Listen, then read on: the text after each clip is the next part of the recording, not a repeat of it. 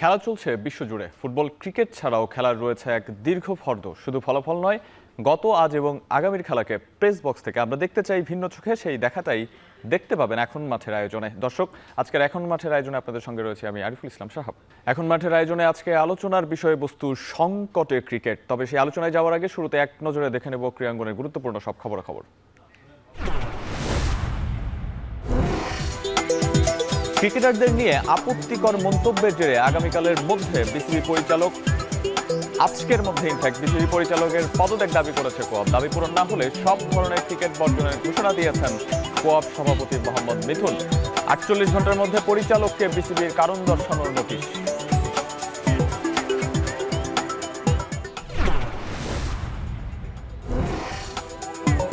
চলমান ইস্যুতে কিছুক্ষণের মধ্যেই কোয়াবের প্রেস কনফারেন্স। কোয়াবের আলটিমেটামে নির্ধারিত সময়ে বিপিএল এর ঢাকা পর্বে চট্টগ্রাম রয়্যালস বনাম নোয়াখালী এক্সপ্রেসের প্রথম ম্যাচ শুরু হওয়া নিয়ে শঙ্কা।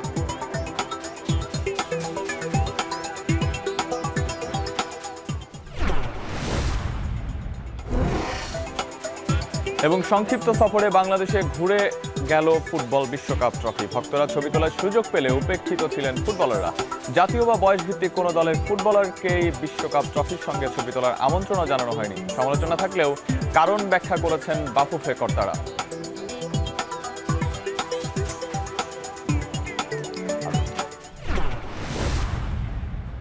আজকে আলোচনার বিষয়বস্তু সংকটে ক্রিকেট, যেটা বলছিলাম। এই মুহূর্তে নানান ইস্যু চলছে ক্রিকেট বোর্ডে। ক্রিকেট বোর্ড পরিচালক নাজমুল ইসলামের বক্তব্য, কোয়াবের সভাপতি মোহাম্মদ মিঠুনের আলটিমেটাম এবং ক্রিকেটারদের অবস্থান, সব মিলিয়ে বিপিএল ম্যাচও সেই সময় শুরু হওয়া নিয়ে একটা শঙ্কা তো রয়ে গেছে। আর এইসব বিষয় নিয়ে আলোচনা করার জন্য আমাদের সঙ্গে আছেন ক্রীড়া বিশ্লেষক এবং একই সঙ্গে ক্রীড়া ধারাভাষ্যকার আহমেদ বিন পারভেজ। স্বাগত আপনাকে। আজকের এই এখন মাঠের আয়োজনে বোর্ড পরিচালক নাজমুল ইসলাম, তিনি যেই বক্তব্যটা গতকাল দিয়েছিলেন, সেই বক্তব্যটা আমরা দেখে নিতে চাই। বেশ কিছু আপত্তিকর তিনি মন্তব্য করেছেন। সেই মন্তব্যটা আসলে অ্যাকচুয়ালি কি ছিল সেটা আমরা একটু দেখে নিতে চাই। আমরা যে ওদের পিছিয়ে এত খরচ করতেছি, বিভিন্ন জায়গায় গিয়ে ওরা কিছুই করতে পারতেছে না। আজ পর্যন্ত আমরা একটা বই শিক্ষা পানতে পারছি? কোনো একটা জায়গায় আমরা কতটুকু কি করতে পারছি? আমরা তাহলে তো প্রত্যেকবারই আমরা বলতে পারি যে তোমরা খেলতে পারো না, তোমাদের পিছিয়ে যা খরচ করছি এটার তোমরা এবার তোমাদের কাছ থেকে আমরা নিতে থাকি, ফেরত দাও। যেই ছেলেটা খেলতে যেতে পারে নাই, সে যে ক্ষতিগ্রস্ত হচ্ছে, তাকে যে সিলেকশন হয় নাই। এবং একই সঙ্গে তার কথা তো আমরা শুনলাম। এরপরে ক্রিকেটাররা যে প্রতিক্রিয়া জানিয়েছে, ক্রিকেটারদের স্বার্থ সংশ্লিষ্ট বা স্বার্থ রক্ষার যেই সংগঠন কোয়াব, সেটার সভাপতি মোহাম্মদ মিঠুন, তিনি যেই প্রতিবাদ জানিয়েছেন। এবং লাস্ট কিছুদিন ধরে আপনারা দেখছেন যে একজন বোর্ড ডিরেক্টর, উনি যেভাবে প্লেয়ারদেরকে নিয়ে মন্তব্য করছেন, একজন দায়িত্বরত বোর্ড ডিরেক্টর কখনোই এইভাবে প্লেয়ারদের নিয়ে কথা বলতে পারেন না। আমরা ইমিডিয়েট উনার রিজাইন চাচ্ছি। বিপিএল এর ফার্স্ট ম্যাচের আগে যদি রিজাইন না করেন, তাহলে আমরা সব ধরনের ক্রিকেট বন্ধ ঘোষণা করছি। অর্থাৎ আমরা বেশ কিছু সংকটের মধ্যে দিয়ে যাচ্ছিলাম বিগত কিছুদিন ধরেই। ভারত বা আইসিসি তাদের বিশ্বকাপ ভেন্যু নিয়ে অনড়। বাংলাদেশ ভারতে খেলতে যাবে না, বাংলাদেশ সেটা নিয়ে অনড়। ক্রিকেটাররা এখন বলছেন যে নাজমুল ইসলাম পদত্যাগ না করলে তারা ম্যাচ বর্জন করবেন, সেই দাবিতে তারা অনড়। বাকি আছে শুধু নাজমুল ইসলামের অনড় থাকা। অর্থাৎ তার বক্তব্য তো তার যেই বক্তব্য, সেই বক্তব্যের পরে বা মন্তব্যের পরে তার কোনো রিয়াকশন বা প্রতিক্রিয়া জানা যায়নি। তিনিও এখন পর্যন্ত কিছু বলেনি তিনি পদত্যাগ করবেন কি করবেন না। বিসিবি কিন্তু একটা স্ট্যান্স নিয়েছে যে তাকে একটা শোকজ নোটিশ দিয়েছে, 48 ঘন্টার মধ্যে কারণ দর্শাতে বলা হয়েছে তাকে। সেটাতেও ক্রিকেটাররা সন্তুষ্ট নন। উদ্ভূত এই পরিস্থিতিটাকে আসলে একজন ক্রীড়া ধারাভাষ্যকার এবং বিশ্লেষক হিসেবে কিভাবে দেখছেন? আমি যেভাবে দেখছি সেটা আসলে আমার মনে হয় সবাই সেটাতে অ্যাগ্রি করবেন এক কথায়, যে এখন অ্যাক্টিভিজমের যুগ। সবাই এখন আমরা অ্যাক্টিভিস্ট হয়ে গেছি। আমরা কেউ আসলে আমাদের নিজেদের জায়গা থেকে যে দায়িত্বটা পালন করতে হবে সেটা থেকে সবাই দূরে সরে এসে আমরা সবাই আমাদের দাবি দাওয়া নিয়ে, আমাদের ওই অ্যাক্টিভিস্ট মেন্টালিটি নিয়ে এবং ওভারঅল মানুষজনের কি সেন্টিমেন্ট সেটা নিয়েই আমরা আসলে খেলছি। আমার কাছে অন্তত এরকম মনে হচ্ছে। সো ব্যাপারটা আসলে একেবারেই ক্রিকেটীয় নয়। ব্যাপারটার ভেতরে এখন অন্যান্য অনেক ধরনের ভেস্টেড ইন্টারেস্টের বিষয়গুলো চলে আসে। যেমন বিসিবির এন্ড থেকে যদি আমরা বলি, তাদের এন্ড থেকে তারা গতকাল একটা মিডিয়া রিলিজ দিয়েছিল এবং ওই নাজমুল ইসলাম তার যে কথাগুলো বলেছেন সেটার পরপরই বিসিবি সেই মিডিয়া রিলিজ দেয় এবং সেখানে বলে যে ওনার কথাগুলো ওনার পার্সোনাল, কারণ ওনাকে আমাদের মিডিয়ার টিম থেকে পাঠানো হয়নি অফিসিয়ালি বিসিবির কথা বলার জন্য, সুতরাং ওনারটাকে আমরা আমাদের কথা হিসেবে কনসিডার না করার জন্য মানে আবেদন জানাচ্ছি। তবে এইটা কি আসলে গ্রহণযোগ্য কোনো এক্সপ্লেনেশন কিনা, কারণ উনি তো একজন বোর্ড পরিচালক দিন শেষে, এবং উনি যখন এই ধরনের কথাবার্তা বলছেন একেবারেই পুরোপুরি বোঝা যাচ্ছে যে মুখোমুখি একটা অবস্থানে দুটো পক্ষই রয়েছে, কোয়াব এক পক্ষে এবং সেই সাথে বিসিবি এক পক্ষে তারা যে এই কথাগুলো বলছে। এবং এইখানে আমার কাছে মনে হয় যে কোয়াবের এন্ড থেকেও যেই ইমিডিয়েট রেসপন্সটা হয়েছে এটা ডেফিনেটলি তাদের মানসম্মানে আঘাত হেনেছে বলেই হয়েছে, কারণ তাদেরকে যেভাবে আসলে সামনে প্রেজেন্ট করা হয়েছে অনেকেই কিন্তু খুশি হচ্ছেন ব্যাপারটা শুনে, পরিচালকের কথা শুনে, যে না সত্যিই তো ট্রফি কোথায়। কিন্তু এত নির্লিপ্তভাবে এই ধরনের একটা কথা বলে দেওয়া মানে কিন্তু তার মানে আপনি প্রত্যেকটা দল যাদেরকে পে করা হচ্ছে, অন্যান্য ক্রিকেট বোর্ড যারা রয়েছে, তারা কি ওই বছর ট্রফি না জিতলে প্লেয়ারদের থেকে টাকা নিয়ে নেবে? ব্যাপারটা তো সিস্টেমটা এভাবে চলে না। সুতরাং যেই ডিপ্লোমেসির জায়গা থেকে, যে কূটনৈতিক জায়গা থেকে বোর্ডের ডিরেক্টরদের যেই দায়িত্ব, সেই দায়িত্বের জায়গা থেকে তাদের যতটুকু গণ্ডি সেটার ভেতরে তারা কথাগুলো বলবেন, গুছিয়ে বলবেন। অরাজকতা সৃষ্টি হয় এই ধরনের একটা অ্যাক্টিভিস্ট মাইন্ডসেট নিয়ে যখন সবাই আসছে, তখনই কিন্তু এই ধরনের একটা স্ট্যান্ড স্টিল সিচুয়েশন তৈরি হচ্ছে এবং এটা একটা হাস্যরসের পাত্র আমরা তৈরি হচ্ছে ওভারঅল, কারণ আমরা লড়াই করছি দেশের বাইরের একটা সংস্থার সঙ্গে আমাদের দাবি দাওয়া নিয়ে, বিশ্বকাপ খেলা নিয়ে। সেই ফোকাসটা থেকে এখন আমাদের ঘরের ভেতরেই আগুন জ্বলছে। তো এই বিষয়টাকেও কিন্তু বিশ্ব মিডিয়া যারা আছে তারা কিন্তু আমাদেরকে কটাক্ষ করছে এই জায়গা থেকে, যে আমাদের নিজেদেরই গোছানো অবস্থা নেই, সেই জায়গা থেকে আমরা একত্রিত না হতে পেরে আমরা আবার অন্য জায়গায় কি দাবি জানাচ্ছি। সুতরাং এটা আমার কাছে মনে হয় দুই দিক থেকেই তাদের ইমোশনাল রেসপন্সের একটা প্রক্রিয়া। এখানে ডিপ্লোমেসিটা দেখানোর এটাই সুযোগ রয়েছে। বিসিবি ডেফিনেটলি প্রথম দফায় তারা ক্ষমা চেয়ে নিয়েছে ওনার বিহেভিয়ারের জন্য এবং তারপর তারা 48 ঘন্টার একটা শোকজ নোটিশ দিয়েছে নাজমুল ইসলামকে। কিন্তু আমার মনে হচ্ছে ওনার যেই বিহেভিয়ারটা আমরা গত কয়েকদিন ধরে দেখলাম, উনি তো ওনার জায়গা থেকে বোধহয় নড়বেন না। এবং আমি যতদূর জানতে পেরেছি যে একজন পরিচালক নিজে থেকে যদি রিজাইন না করেন, তাকে কিন্তু কোনো ধরনের বাধ্যবাধকতায় জোর করে রিজাইন করানোর ক্ষমতা বিসিবির নেই। সুতরাং এখানেও কিন্তু তারা আটকে গেছে এবং এই ব্যাপারটাও আমার মনে হয় কোয়াবের আন্ডারস্ট্যান্ড করতে হবে। কোয়াবের ক্ষেত্রেও একটা পার্সপেক্টিভ আছে, আমার সেটা আমার মনে হয় শেয়ার করা জরুরি, কারণ ক্রিকেটারদের যে সংগঠন সেটা যারা বিসিবিকে চ্যালেঞ্জ করবে বা বিসিবির যে কোনো পদক্ষেপের এগেনস্টে তারা একটা দাবি জানাবে, তাদের কিন্তু আসলে কারেন্ট প্লেয়ারদের সমন্বয়ে এই সংগঠনটা গঠন যদি করা হয়, যারা মূল কমিটির মেম্বার, তাহলে কিন্তু একটা কনফ্লিক্ট অফ ইন্টারেস্ট হয়। আপনি নিজেই বিসিবির অন্তর্ভুক্ত, আবার আপনি নিজেই কোয়াবের প্রেসিডেন্ট বা ক্রিকেটারদের পক্ষে কথা বলছেন, তো সেখানে কিন্তু একটা কনফ্লিক্ট অফ ইন্টারেস্ট আসে। সুতরাং এখানেও কিন্তু একটা অন্যরকম সমস্যা আমি নোটিস করছি। আলোচনার বিষয়বস্তু সংকটে ক্রিকেট। আলোচনার জন্য আমাদের সঙ্গে রয়েছেন আহমেদ বিন পারভেজ। আমরা কথা বলছিলাম একটু আগেই যে ক্রিকেট সংকটে, শিরোনামও সেটাই। আমরা ক্রিকেট নিয়ে বিভিন্ন ধরনের আবেগ বা অনুভূতি দেখাচ্ছি, আমাদের ক্ষোভ ঝাড়ছি কিংবা উদ্দেশ্য প্রণোদিত কথা বলছি, অন্য উদ্দেশ্য প্রণোদিত প্রশ্ন করছি। তো সেই জায়গায় ক্রিকেটের আশপাশের যত কিছু আছে সেইগুলোই মনে হয় আছে। তবে ক্রিকেটটা কি আসলে মানে সত্যিই সংকটে, কি মনে হয়? পুরোপুরি ক্রিকেট খেলাটা এখন ব্যাকসিটে চলে গেছে। ক্রিকেট রিলেটেড রাজনীতি সব কিছুর সামনে চলে এসেছে এবং আসলে জনগণেরও একটা দাবি কিন্তু সবসময় ছিল যে আমাদের ক্রিকেটটা যেন ডেভেলপ করে, আমাদের ক্রিকেটটা যেন উপরের দিকে যায় এবং আমরা ক্রমান্বয়ে একটা উন্নতি দেখি। এবং সেই জায়গাতে জনগণ যখন বলছে যে টিমের পারফরমেন্স ভালো না, আমরা কোনো ট্রফি জিততে পারি নাই, এই সেন্টিমেন্টটা নিয়ে, এই ক্ষোভটা নিয়ে কিন্তু অনেকদিন যাবৎ মানুষজন ছিল। এবং যখন কেউ, সেটা বোর্ড পরিচালক হোক বা যে কোনো সাধারণ মানুষ হোক, যখন এই কথাটা বলে, আপনি সাধারণ মানুষ হিসেবে যখন কথাটা বলবেন তখন একটা রিয়াকশন হবে। আপনি যখন বোর্ড পরিচালকের জায়গায়, যেখানে আপনি ক্রিকেট বোর্ডের অভিভাবক, সেই জায়গা থেকে যখন বলবেন তখন কিন্তু রিয়াকশনটা অন্যরকম হবে। অনেকেই নাজমুল ইসলামকে হিরো বানাচ্ছেন ওই কথার জের ধরে, যে না ঠিকই তো বলেছেন তিনি। ঠিক কথাটাও ঠিকভাবে বলার একটা বিষয় থাকে, ওখানে আমার মনে হয় সমস্যাটা হয়ে গেছে। এবং ক্রিকেটারদের এন থেকেও তাদের কাজ ক্রিকেট খেলা, সেই কাজটা বাদ দিয়ে তারাও যদি তাদের দাবি দাওয়া নিয়ে সবসময় এরকম প্রেস কনফারেন্স করছেন বা এই কাজগুলো করছেন, অবশ্যই ভ্যালিড দাবি আপনারা নিয়ে আসবেন। তবে ক্রিকেটটা আগে খেলে মাঠে, তারপর আপনি আসলে তখন আপনার দাবি আরও জোরালো হবে, কারণ আপনি মাঠটা ছাড়েন নাই। সো ওই দুই দিক থেকে আমার কাছে মনে হচ্ছে একটা সমস্যা হচ্ছে এবং সে কারণে যারা সমর্থকরা রয়েছেন তারা খানিকটা বিরক্ত হয়ে আছেন বিষয়টার উপর, এমন পর্যায়ে বিরক্ত যে তারা বলছেন ক্রিকেট না থাকলেই বা সমস্যা কি। কিন্তু আমরা তো এভাবে যেতে চাই না, আমরা একটা সলিউশন ড্রিভেন জায়গায় যেতে চাই, নিরসনটা চাই, আমরা উন্নতির দিকে যাব। ক্রিকেট ধ্বংস হয়ে যাক সে ব্যাপারটা চাবো না। তবে একটা কথা একেবারেই সত্যি, এই মুহূর্তে বাংলাদেশের ক্রিকেট সত্যি সত্যি একটা সংকটাপন্ন জায়গায় রয়েছে।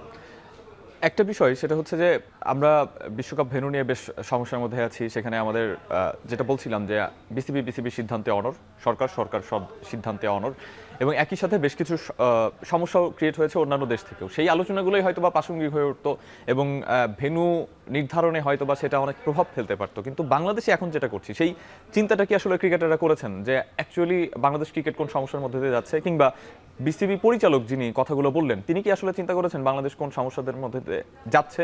এই বিষয়গুলো কি আসলে তাদের চিন্তা করা উচিত নয়? অবশ্যই দুই প্রান্ত থেকে উচিত, এবং এইটাই তো লজিক্যাল।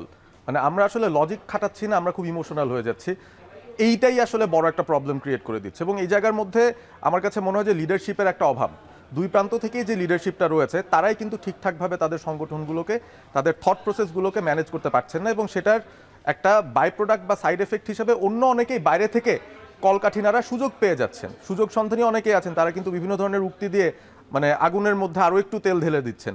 তো এই বিষয়গুলো তৈরিই হচ্ছে আমরা সবাই ওই ইমোশনাল পার্সপেক্টিভ থেকে সব কিছু ভাবছি দেখে। আমরা যার যার জায়গায় প্রফেশনালি যদি চিন্তা করতাম, আমার মনে হয় এই জায়গার সমস্যাটা অনেক আগে আমরা উতরে যেতাম। কারণ সবার আগে দেশ, সেটা আমরা সবাই জানি, এবং দেশের জন্যই সবাই আমরা একসাথে লড়াইটা করছি এই মুহূর্তে বাংলাদেশের সম্মানটা নিয়ে বিশ্ব ক্রিকেটে। সেই জায়গায় ঘরের ভেতরেই যদি এই ধরনের একটা কোন্দল থাকে, সেটা ভেরি ভেরি আনফর্চুনেট, এবং দুই পক্ষ থেকেই আসলে ব্যাপারটা আমাদের জানা দরকার।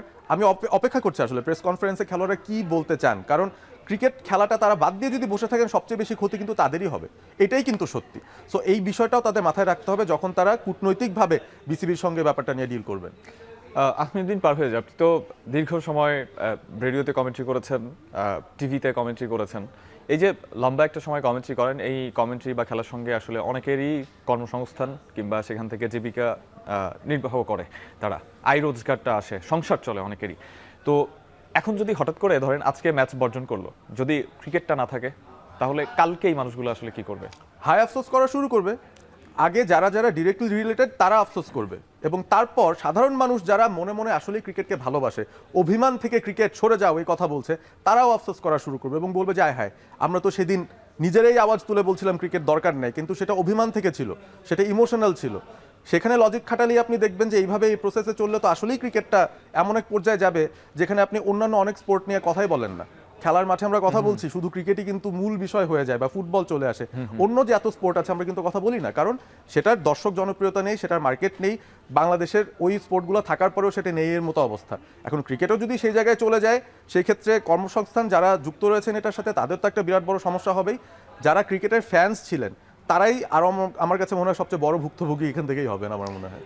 একটা জিনিস কদিন ধরেই চলছে, সেটা হচ্ছে যে যদি বিসিবি পরিচালক কথা বলেন সেটা অফিসিয়াল বিবৃতি হয় না, সেটা হয়ে যায় ব্যক্তিগত মতামত। যখন ক্রিকেটার কথা বলেন তখন সেটা ব্যক্তির কথা হয়ে যায় না, হয় ক্রিকেটারদের কথা। এই দাবি আসলে পারস্পরিকভাবে দুপক্ষ থেকেই করা হয়, কিন্তু আসলে এই যে কোড অফ কন্ডাক্টের কথা বলি আমরা, কনফ্লিক্ট অফ ইন্টারেস্টের কথা বলি, কিংবা আমাদের পরিমিতিবোধ কিংবা পরিপক্কতার কথা বলি, সেই জায়গাগুলোতে আসলে যেই মানে নির্দেশনা কি খুব মানে কি বলে আলগা, নাকি আসলে তাদেরকে এভাবে ছেড়ে দেওয়া হয়েছে যে আপনারা যা ইচ্ছা তাই করতে পারেন? মানে ক্রিকেট বোর্ড বা মানে একজন সাধারণ মানুষ যেরকম তার ইচ্ছা স্বাধীন, ফ্রিডম, আমরা গণতান্ত্রিক দেশের নাগরিক, আমরা মানে স্বাধীনভাবে আমাদের মতামত প্রকাশ করব, এই যে প্রতিষ্ঠানগুলো তাদের যে কোড অফ কন্ডাক্ট রয়েছে, ক্রিকেটাররা কোয়াবের সদস্য আছেন, ঠিক আছে, তারাও তো বিসিবির অন্তর্ভুক্ত, পরিচালকরা তো বিসিবির অন্তর্ভুক্ত।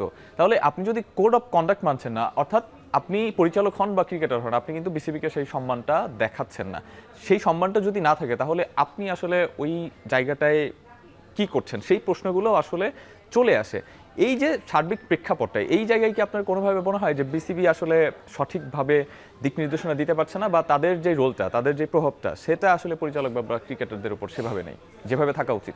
আমার কাছে মনে হয় যে বিসিবি এই মুহূর্তে ওভারওয়েলমড। অনেক সময় হয় না যে আপনি একটা অফিসে কাজ করছেন, কিন্তু আপনার কাজের চাপ এমন আপনাকে 26 ঘন্টা সময় দিতে হবে, হাতেই আছে আপনার 24 ঘন্টা। এখন কয়টা সমস্যা নিয়ে একসঙ্গে কাজ করবেন, এবং তার মধ্যেও দিস বোর্ড মানে তারা তো ফেয়ারলি নতুন, মাত্র ইলেক্টেড হয়েছেন, অনেকেই হয়তো প্রথমবার একসঙ্গে কাজ করছেন। তো এখানেও কিন্তু একটা কেমিস্ট্রির বিষয় আছে, অনেকে হয়তো অনেকদিন যাবৎ বোর্ডের সঙ্গে ছিলেন না, এরকম অনেক মানুষ কিন্তু এখন যুক্ত হয়েছেন। সুতরাং আনুষঙ্গিক অনেক কিছুই বোঝার, সেই অনুযায়ী কাজ করারও একটা ব্যাপার থাকতে পারে, এবং সেই জায়গাটার মধ্যে আমার কাছে মনে হয় যে বিসিবি স্ট্রাগল করছে এই মুহূর্তে, এবং অনেক দিক থেকে কিন্তু আমরা সেটা নমুনা পাচ্ছি যে তারা নিয়ন্ত্রণটা ঠিকঠাক রাখতে পারছে না।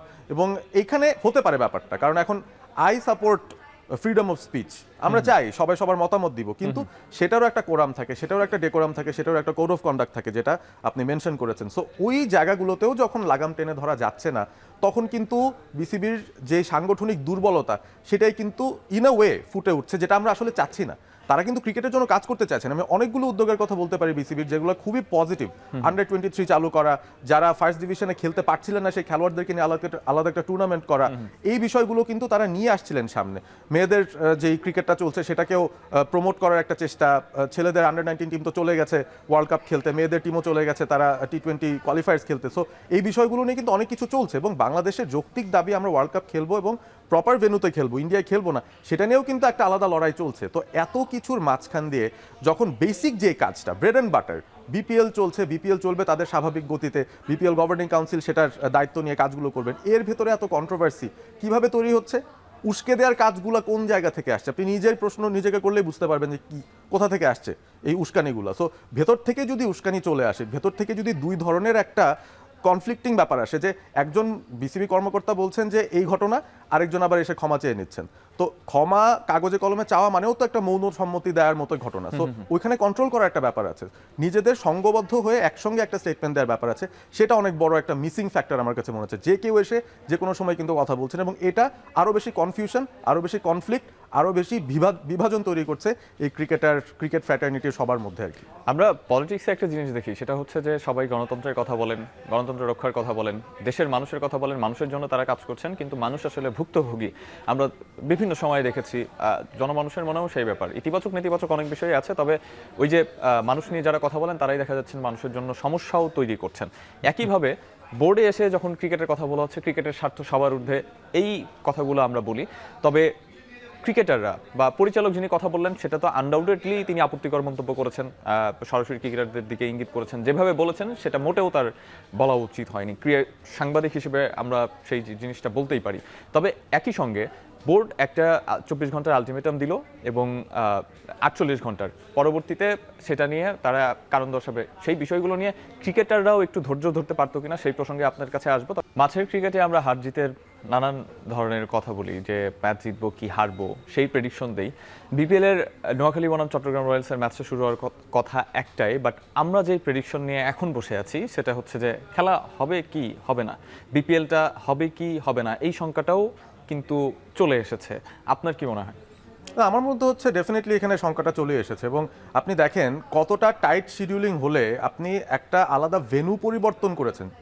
ইনিশিয়ালি চট্টগ্রামে হওয়ার কথা ছিল, কিন্তু কি হয়েছিল, একটা ম্যাচ ডে আমাদের কাটা পড়ে গিয়েছিল একটা ঘটনার কারণে। বেগম খালেদা জিয়ার মৃত্যুর পর যে ঘটনাটা ঘটেছিল, ওই দিন খেলা হয়নি, তারপর শোক দিবস পালন করা হয়েছিল, এবং সেই কারণে সেই খেলা একদিন শিফট হবে দেখে পুরো একটা ভেন্যু চট্টগ্রাম ফেজ থেকেই সিলেটে নিয়ে আসা হয়েছে সময় বাঁচাতে, যেন 23শে জানুয়ারির মধ্যে বিপিএলটা শেষ হয় অ্যাট এনি কস্ট। এই জায়গার ভেতরে এখন দেখেন, এখন যদি বিপিএলটা বন্ধ হয়, এটা তো শিফট করার আর কোনো জায়গা বা স্কোপই নাই, যদি 23 তারিখ শেষ করার আলটিমেটাম বা একটা ডেডলাইন থাকে। তো সেই ক্ষেত্রে আমার তো মনে হয় যে অনির্দিষ্টকালের জন্য বন্ধ হয়ে যেতে পারে এই বিপিএলটা। মানে অনেক ধরনের সম্ভাবনা আমাদের সামনে এই মুহূর্তে উকি দিচ্ছে। কোআপ যদি ক্রিকেটারদের অ্যাসোসিয়েশন হয় এবং সেখানে যদি ক্রিকেটাররা ঐক্যবদ্ধ থাকেন, ক্রিকেটারদের ছাড়া তো খেলা হচ্ছে না, ক্রিকেটটা হচ্ছে না। পারভেজ ভাই, একটা কথা, সেটা হচ্ছে যে আইসিসিতে ভেন্যু নিয়ে আমাদের বিসিবি বলুন, সরকার বলুন, বা দেশের জনগণের যেই একটা শক্ত অবস্থান ছিল, সেটা বিশ্বে অনেকেই প্রশংসা করেছেন, অনেক সাবেক ক্রিকেটার প্রশংসা করেছেন, এবং এই অবস্থানের প্রতি সহমত প্রদর্শন করেছেন। এখন বাংলাদেশে যেটা হচ্ছে সেটা নিয়ে আসলে বিশ্বকে আমরা কি জানান দিচ্ছি? মেসেজটা কি? মেসেজটা হচ্ছে যে আমরা কি বলবো, এটাকে একেবারেই যদি নর্মালি হুজুগে বাঙালি যে বিষয়টা, এটাই আমরা নিজেদেরকে প্রমাণ দিচ্ছি আর কি। যেটা ট্রেন্ডিং, সেই ট্রেন্ডিংয়ের পিছে পিছে আমরা কিন্তু হুড়মুড়িয়ে চলে যাচ্ছি। যেটা এখন মানে একটা কি বলবো পপুলার সেন্টিমেন্ট, সেইটার পিছে পিছে আমরা দৌড়ে দৌড়ে যাচ্ছি, কোনো কনসিকুয়েন্সের কথা না চিন্তা করে। সুতরাং মেসেজটা এটাই যাচ্ছে, আমাদের ঘরের ভিতরেই আগুন জ্বলছে। সুতরাং আমাদের কথার যেই ভ্যালুটা ছিল, যে ওয়েটটা ছিল, বিশ্বকে আমরা যেভাবে নিজেদেরকে প্রেজেন্ট করছিলাম, সেই জায়গাটা থেকে আমরা অবশ্যই আমাদের সম্মানহানি হচ্ছে, এবং আমাদেরকে সিরিয়াসলি নেয়ার আগেও অনেকবার হয়তো চিন্তা করা হবে যে তারা তো নিজেরাই লজিকটা প্লেস করতে পারে না, নিজেদের মধ্যেই এই ধরনের একটা প্রবলেম হচ্ছে। সো এই জায়গাগুলো আসলে হতেই পারে, ইন্টারনালি হতে পারে, আমাদের ঘরের ভেতরে কিন্তু আমাদের হয়, ভাই বোনের মধ্যে লড়াই হচ্ছে, মারামারি হচ্ছে, কথাবার্তা কাটাকাটি হচ্ছে, কিন্তু সেই সংসার বা সেই ঘরের ভেতরের জিনিস কি বাইরে আমরা প্রকাশ করব, সেভাবে করে করতে চাইবো? এটাই তো ব্যাপার। ওভার এক্সপোজার, এবং রং পিপলদের ওভার এক্সপোজার, এই বিষয়টাই আমার কাছে মনে হয়েছে যে খুব বড় একটা ক্ষতির কারণ হয়ে দাঁড়াচ্ছে বাংলাদেশ ক্রিকেটের জন্য। পরিচালক নাজমুল ইসলাম এবং কোঅপ সভাপতি মোহাম্মদ মিঠুনের বক্তব্য অতীত বর্তমান। এখন আসলে বিসিবি যে স্ট্যান্সটা নিয়েছে, দুটা কোঅপের সভাপতি যেটা নিয়েছেন তাদের দিক থেকে তারা প্রশ্ন তুলেছেন, সেই প্রশ্নকে অযৌক্তিক বলা যাবে না। একই সঙ্গে পরিচালক যেটা বলেছেন সেটাও একেবারেই, তার মন্তব্যটাও অযৌক্তিক বলাই যায়। বিসিবি যে স্ট্যান্সটা নিয়েছে সেটা নিয়ে ক্রিকেটাররা সন্তুষ্ট নন। এটার বাইরে কি অন্য কোনো অপশন ছিল বিসিবির, যেটা বিসিবি নিতে পারতো, কিংবা ক্রিকেটাররা সন্তুষ্টই বা হচ্ছেন না কেন, আর দু একটা সময় কি বিসিবিকে তারা দিতে পারতেন কিনা এই বিষয়ে সিদ্ধান্ত নেওয়ার জন্য? আমার তো মনে হয় যে বাংলাদেশে এই মুহূর্তে সবকিছুই সম্ভব। আপনি দেখেন যখন ফারুক আহমেদ বিসিবির প্রেসিডেন্ট ছিলেন সেই সময় কিভাবে করে তাকে আউস্ট করা হলো, একটা কিন্তু মেকানিজম তৈরি করা হয়েছিল সো দ্যাট মানে উইদিন কনফাইনমেন্টস অফ দ্য কনস্টিটিউশন তাকে যেন বাদ দেওয়া সম্ভব হয়। সো এই বিষয়টা যদি করা পসিবল হয়, যেটা আগে এক্সিস্ট করে নাই, নাজমুল ইসলামকে যদি সত্যিই বিসিবি চায় মানে তাকে সরিয়ে দিতে তাদের বোর্ড থেকে, সেই ক্ষেত্রে কিন্তু কোনো না কোনো স্পেশাল মেকানিজমের ব্যবস্থা হয়তো করা সম্ভব হবে। কিন্তু সেই রাস্তায় বিসিবি এ যাত্রায় হাঁটছেন না, তারা কিন্তু একটা নিরাপদ স্ট্যান্সই রাখছে, অর্থাৎ উনাকে তারা অন্য কোনো নতুন মেকানিজম তৈরি করে বাদ দেওয়ার কোনো পরিকল্পনাই নেই। তারা বেসিক্যালি তাদের যে এই মুহূর্তের সংবিধান সেই অনুযায়ী তাকে যতটুকু যা করা যায় সেটাই ম্যাক্সিমামটা করছেন এবং সেটাই প্লেয়ারদেরকে জানাচ্ছেন। সো এখানে কিন্তু একটা ডিফারেন্স অফ ইন্টেন্ট আমরা বুঝতে পারছি যে এই জায়গাটায় বিসিবি আরও কি বেশি ইন্টেন্ট দেখাতে পারে কিনা, তারা যদি প্রো ক্রিকেট বা প্রো ক্রিকেটার মাইন্ডসেট থেকে থাকে। বাট সেখানেও তাদের লজিক থাকতে পারে যে কোয়াব একটা দাবি জানিয়েছে, তার মানে এই না যে তাদের দাবি সব কিছুই মেনে নিতে হবে যৌক্তিক। একটা ডিসিশন পয়েন্ট, একটা মিডল গ্রাউন্ডে আসা সম্ভব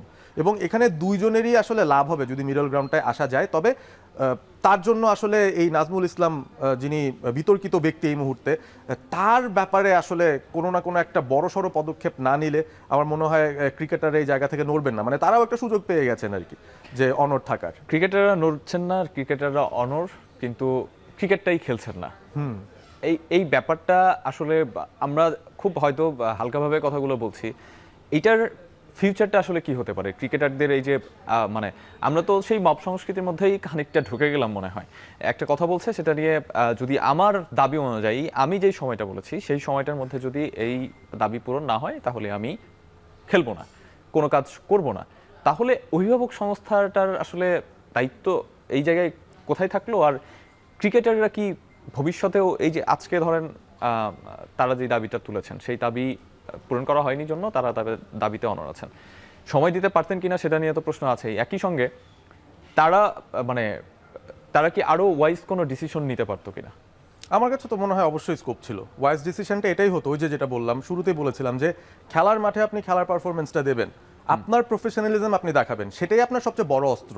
কারণ এই জায়গায় তো প্রফেশনালিজমের অভাবের কারণেই এত তর্ক বিতর্ক হচ্ছে যে বিসিবি বোর্ড কর্মকর্তা তিনি প্রফেশনালি কথাটা বলতে পারেননি, সেটা নিয়েই তো প্রশ্নটা উঠেছে যে অবমাননাকর একটা কথা তিনি বলে দিয়েছেন। তো এই জায়গা থেকে প্লেয়াররাও কিন্তু তাদের প্রফেশনালিজমটা কোথায় দেখাচ্ছেন, তারা যদি মাঠেই না যান খেলতে।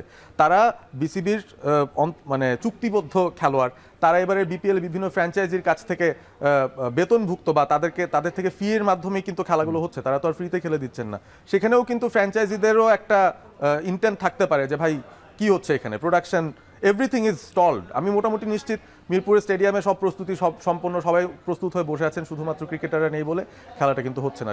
সেদিক থেকেও কিন্তু প্রচুর লস হবে। এবং এখানে আপনি দেখেন যে এত অপরচুনিটিস আছে, এখন একটা গোষ্ঠী অফ ক্রিকেটার্স যদি বাদও চলে যান, বিসিবি হয়তো এই কারণেই তাদের শক্ত সমর্থ অবস্থানে দাঁড়িয়ে রয়েছে যে একটা সেকশনও যদি বাদ পড়ে যায় হয়তো তাদের রিপ্লেস করার জন্য অনেকেই হয়তো মুখিয়ে অপেক্ষায় রয়েছেন।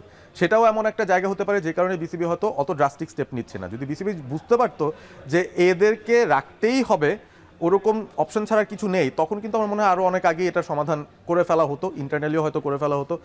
বাট আমার কাছে মনে হচ্ছে যে এরকমও কোনো অপশন কি তাদের মাথায় ঘুরছে কিনা, যেটার কারণে তারা এখনো পর্যন্ত তাদের সেই স্টান্সটা রাখছে, বা ক্রিকেটাররা যে দাবি জানাচ্ছে বা কোয়াব যে দাবি জানাচ্ছে সেই দাবিতে এখনো পর্যন্ত কিন্তু তারা মাথা নত করছে না বা তারা পুরোপুরি মেনে নিচ্ছে না। দুপুর 1টায় প্রেস কনফারেন্স হওয়ার কথা, তবে প্রায় 1:30 গড়িয়ে 2টোর দিকে ঘন্টার কাঁটা আসলে ঘুরছে। একই সময়ে সম্ভবত এটা হতে পারে যে ভেতরে কোয়াবের যারা ক্রিকেটার রয়েছেন, প্রতিনিধি রয়েছেন বা বিসিবি রয়েছেন, তারাও হয়তো বা কথা বলছেন। জানি না ঠিক কি ঘটছে, তবে জানতে পারলে তো অবশ্যই সেই প্রসঙ্গে আসবো। দর্শক, পারভেজ, বাংলাদেশ বিশ্বকাপে খেলবে কি খেলবে না, ভেন্যু পরিবর্তন হবে কি হবে না, সেই প্রসঙ্গটা এখন সুদূর অতীত মনে হচ্ছে।